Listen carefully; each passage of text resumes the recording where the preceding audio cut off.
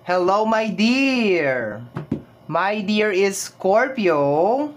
First 15 days of June. This is from June 1 hanggang June 15, 2024. General reading. Direct na tayo sa reading natin, my dear. Alamin na natin yung mga posibleng mong makasalubong na hindi maganda sa first 15 days of June. Okay? Hindi maganda. Ayan, daw ang hindi maganda. Okay? So, my dear Scorpio, pagkapagod na may kinalaman sa pamilya. Okay? Kasi yun ang question natin eh. Ano ang makakasalubong mo na hindi maganda? And itong card na to na Four of Wands is energy to ng relationship and family. Okay? Eto, my dear, hindi maganda to. Kasi pagkapagod yan, my dear, ayaw mo na mag-isip, nai-stress ka, nape-pressure ka. You just want to get out from that situation. Okay? So, ano yung pagsubok, problema? Eto. Posible may kinalaman sa pamilya, my dear Scorpio. Okay? Relationship and family. Okay? Punta tayo, my dear, sa energy ng iyong kadatungan. Money energy. 3 cards tayo doon. My dear Scorpio. Okay, the Knight of Sword. Parang meron kang gustong makuha.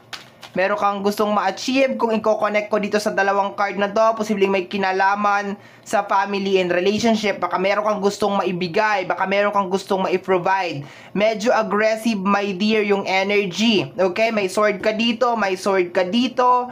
Posibleng hindi mo rin alam kung paano mo makukuha to. Konektado, my dear, sa usapin ng pinansyal. Okay?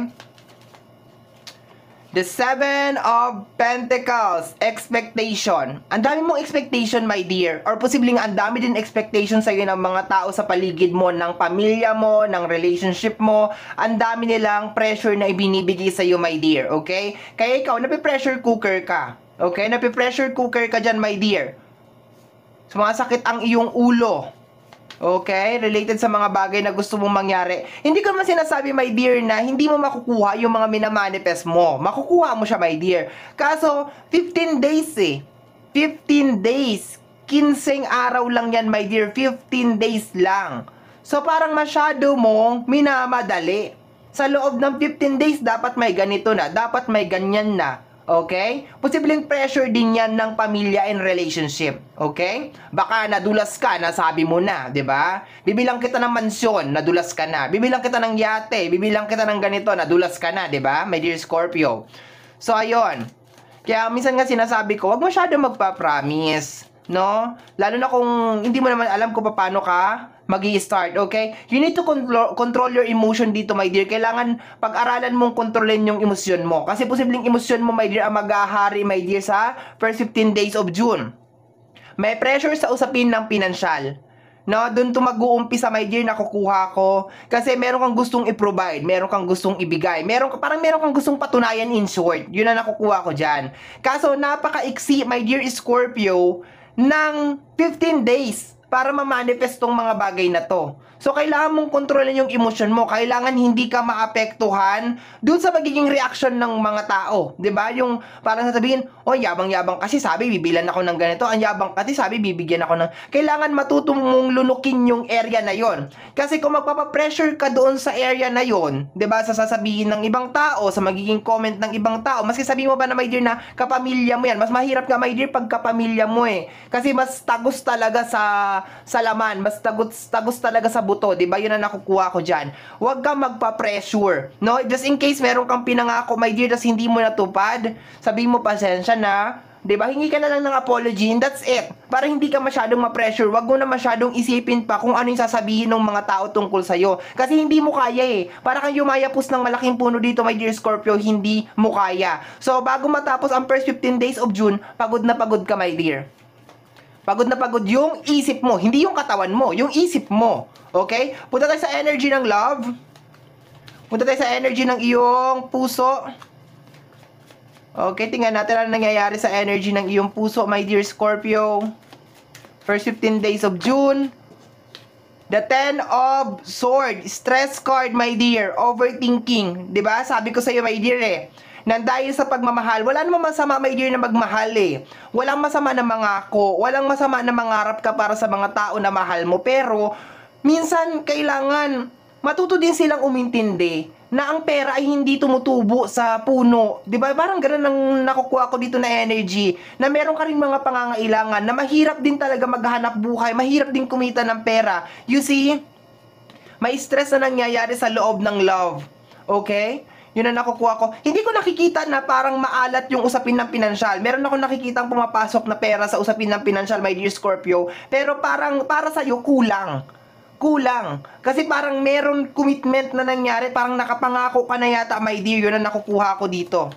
Okay, tingnan natin. Parang may pressure galing sa labas. Para ka nasa loob ng pressure cooker. Kailangan may ganito na. Kailangan may ganyan na. Kailangan may ganun na. Okay, yan ang nakukuha ko dyan. But so far sa energy ng love, meron ka 9 of Swords. Dagdagan natin yan. We have here the Hangman. Di ba? Nasa isang sitwasyon ka. Posibleng nangako ka, my dear. No? Sana magmistulang aral to sa inyo, mga my dear, na wag na kayong mangako para hindi masyadong nape-pressure. Okay? And maging masaya ka na pag nakapag-provide ka ng maski ano, yun lang kaya mo eh. 'Di ba? At kung talagang mahal ka ng mga tao na yan, maiintindihan nila na yun lang ang kaya mong i-provide. 'Di ba? Hindi ka nila uusgahan. Hindi ka nila i-judge. 'Di ba? Yun ang nakukuha ko dito. Parang takot ka ma-judge. Yun ang nakukuha ko. Natatakot ka na husgahan ka nila. Okay, yun ang nakukuha ko. Sa relationship and family to, my dear, ha? Nasa relationship and family yung kanyang pinaka-area kasi yun yung dalawang card natin doon sa taas. Relationship and family. Makakaramdam ka, my dear, na matinding pagkapagod sa energy ng relasyon at saka ng pamilya. Okay?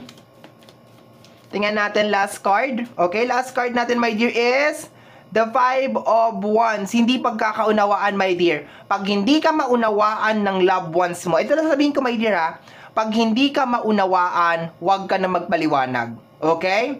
Posibleng meron hindi pagkakaunawaan sa usapin ng love. Okay? Hindi ka maintindihan, hindi ka maunawaan. Ang nakukuha ko pa na isang scenario, my dear, is parang hindi pa nga ako natatawagan eh.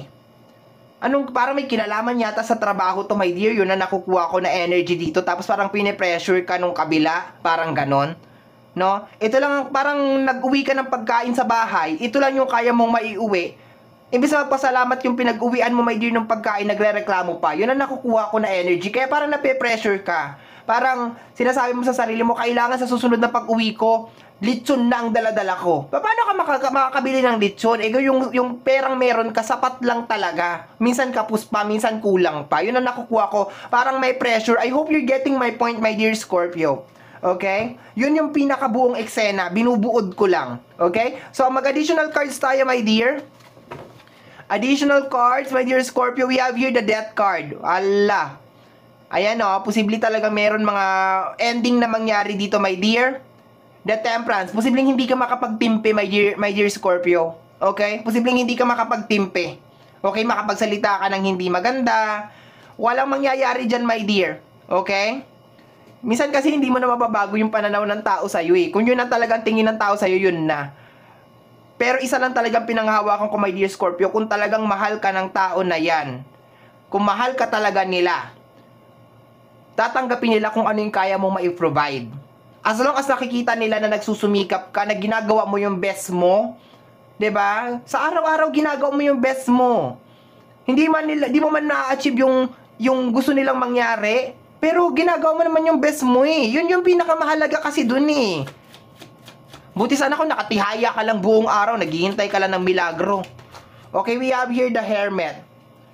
Meron mga nag-hermit, mag-hermit ka, my dear. Pakiramdam ko mga araw ano to. Yung patapos na, my dear, yung June, mga around June 13, 14, mga ganyan. Ito ay energy ng pagsisisi. Baka maramdaman mo, bakit siya pa ang minahal ko? Bakit siya pa ang pinakasalan ko? Bakit ganyan siya? More on parang pagsisisi. Parang magbe-breakdown yung energy mo dito, my dear. My dear Scorpio, magbe-breakdown ka, hindi mo maintindihan kung bakit ganun yung ugali niya, nape-pressure, kasi hanggang doon lang talaga yung kaya. Ako, my dear, nagigets kita, naiintindihan kita, hanggang doon lang yung kaya mo eh. No, hanggang doon lang eh. Ang hirap naman, my dear, na di ba, sagad-sagarin mo yung sarili mo. Okay, what is this? We have here the 8 of Cups. Ayan, oh. magdi-detach ka. So, pagdating my dear ng second half of June, medyo wala ka na sa ganitong area.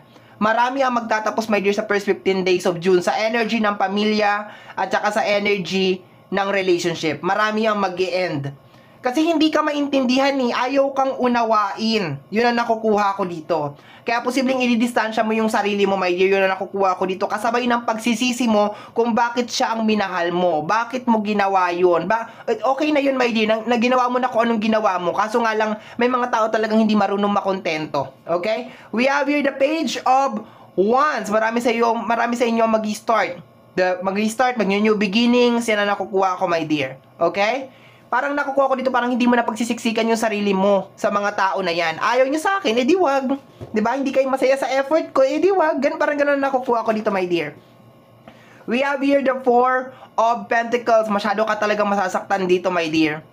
Kasi ito yun parang typical na parang sinampal ka, my dear. Diba? Sinampal sa'yo yung katotohanan na maski anong gawin mo, my dear Scorpio, hindi sila magiging masaya. Diba? Maski anong gawin mo, maski buhay mo pang maging kapalit, my dear Scorpio, hindi talaga sila magiging masaya. Kasi, yun lang ang gusto nila, makuha lang nila kung ano yung mga bagay na gusto nila. Pero yung effort mo, yung pagtatumbling mo, yung pag-i-split mo, yung sakripisyo mo, wala silang pakialam doon. So, masyado ka talagang masasaktan. Kaya, kahit makontrol mo tong, my dear, itong reading na to, itong eksena na to, bago matapos ang first 15 days of June, mararamdaman mo pa rin yung impact nitong reading na to. Mararamdaman mo pa rin yung pagsisisi, yung pagod, 'di ba? Yung paglayo, yung pagdistansya. Kasi mararamdaman mo na, kaya lang pala ako mahal kasi may pakinabang ako. Yun. Okay? Last two cards, my dear. Last two cards, my dear Scorpio. Okay, ano ito? We have here the Knight of Wands. Okay. Ang Knight is action na energy, combination with Hermit. Nakukuha ko dito, my dear, talaga na pagsisisihan mo lahat ng mga bagay na ginawa mo. Posibleng merong 4 months or 3 months period sa pagpasok ng June. So, June, May, January, February, March, April, May. March, April, May, June. No? Para mga ganyan, no? Starting from March, no? Yun ang nakukuha ko na energy. Parang, sana hindi ko na lang ginawa yun, sana hindi ko na lang pinadala, sana hindi ko na lang binigay, sana, yung parang ganun, sana hindi na lang ako nangako, parang mga ganun na energy. Sa energy ng Hermit at saka ng Knight of Wands, nakikita ako dito na parang meron ka talagang gusto mong bawiin, meron kang energy na parang, sana hindi ko na lang ginawa, yun ang nakukuha ko dito na energy, my dear.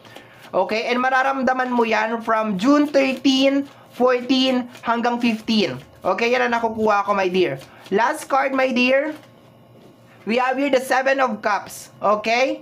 So, ang Seven of Cups is may kinalaman sa energy ng iyong mga manifestation, my dear. So, moving forward naman yung energy mo na may kinalaman sa buhay mo, sa manifestation mo. Kaso, ang pinaka-overall highlight lang nito, tingnan natin yung bottom deck of the card, is the Six of Wands, energy of success. Okay? So, ito yung hidden message natin, energy of success. Pero yung overall na energy nito, my dear, for first 15 days of June, is yung sakit, yung kirot, na idudulot sa'yo nung mga tao na nasa paligid mo, especially sa relationship at saka sa pamilya.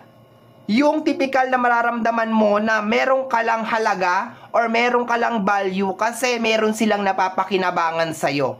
Mararamdaman mo rin, my dear, na maski anong gawin mo, hindi sila magiging masaya. Pero so far, I will congratulate you, my dear, hindi dito sa part na to, dito sa hidden message ng Six of Wands, because more blessing ang parating sa'yo, my dear. Kasi bakit? Nagtanggal ka ng blockages eh. Ganun talaga yun, my dear. Pag nagtanggal ka ng blockages, ang dami talagang success na mangyayari sa buhay mo. Ang daming mga milagro ang mangyayari sa buhay mo. Ang daming blessing na mangyayari sa'yo. Pero, my dear, yung pagtanggal kasi minsan, my dear, ng blockage is mahirap yan kasi minsan nanggagaling yan sa area ng puso. Okay? So, my dear Scorpio, yan ang reading mo para sa yung first 15 days of June. Somehow, my dear, kung nagustuhan mo to, especially kung napadaan ka lang, don't forget to subscribe. Pakiclick lamang po notification bell para ma-update ka sa aking mga upload. And free to like, free to share, free to comment sa lahat ng ating mga videos. Once again, my name is RJ, also known as Apo J. Maraming salamat po. And until next time, bye-bye. Thank you, my dear.